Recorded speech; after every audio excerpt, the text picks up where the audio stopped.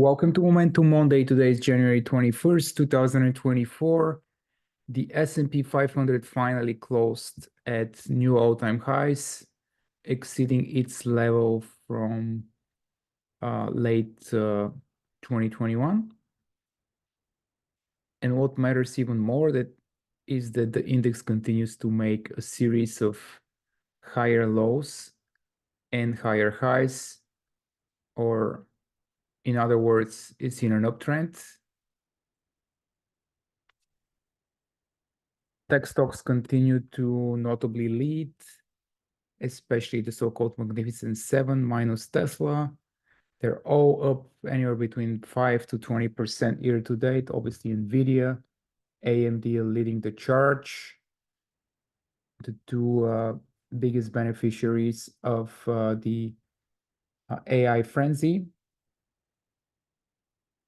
Small caps are still down 3-4% on the year. They're still lagging behind. They pull back to their rising 50-day moving average last week. And for me personally, to get involved with them, with Russell 2000, I would like to see them making a higher high, like going back up above 197.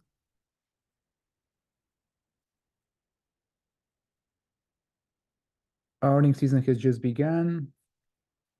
Last week was all about AI, I would say. TSM, Taiwan Semiconductors, which is the biggest manufacturer of chips in the world. They make the chips for NVIDIA, for AMD, for Apple, for anyone you can think of. Like 90% of the world manufacturing happens there. They crushed earnings estimates, and they confirmed that the semiconductor industry is out of recession. And one of the major driving forces for that is the demand for AI-related chips, which as of right now is mostly NVIDIA, but there are also some other companies creating products in that sphere. So anyway, that huge report from TSM lifted the entire semiconductor industry on Thursday. SMH, the semiconductor index, made new all-time highs. And if you just zoom out and go back 20 years out, you can see that, since 2010 or so, this is the only ETF that is absolutely crushing the QQQ. Anything else is just so far behind or just barely catching up with QQQ.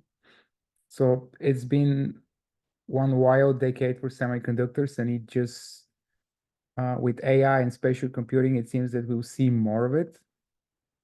And as semiconductor stocks become bigger and a more important part of many investors' portfolios. So big gap in semis on Thursday. We saw big moves in like Broadcom, even Intel bounced. Obviously, NVIDIA and AMD also followed through, which brings me to a point I wanted to address earlier, is that at the beginning of last week, we saw a quick shakeout here. It was only a 4-day work week, trading week. And we saw a quick shakeout under the 20-day EMA on the S&P. And so that earnings from TSM basically changed the direction of the market. The S&P bounced back and finished strongly the week.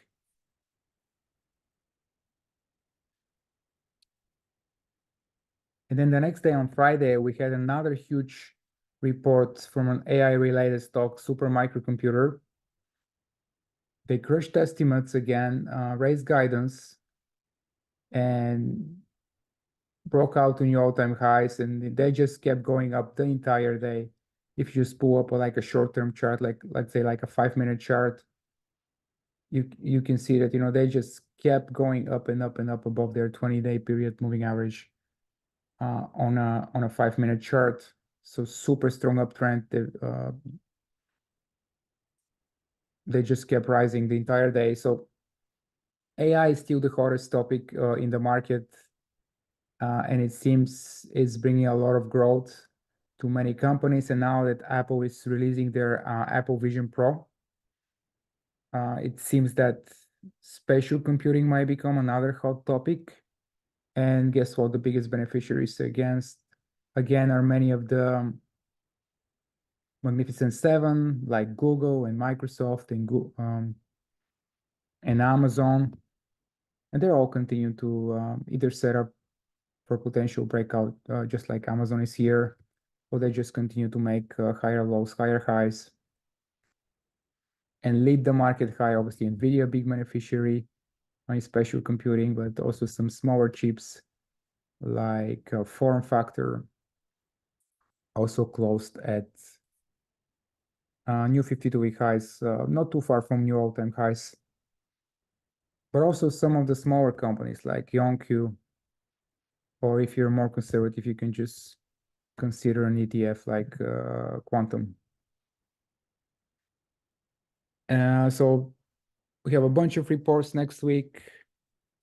And it will be interesting to see the market reaction. For me, the topic so far this earnings season is just AI.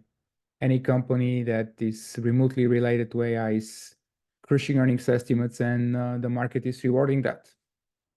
That's all for me.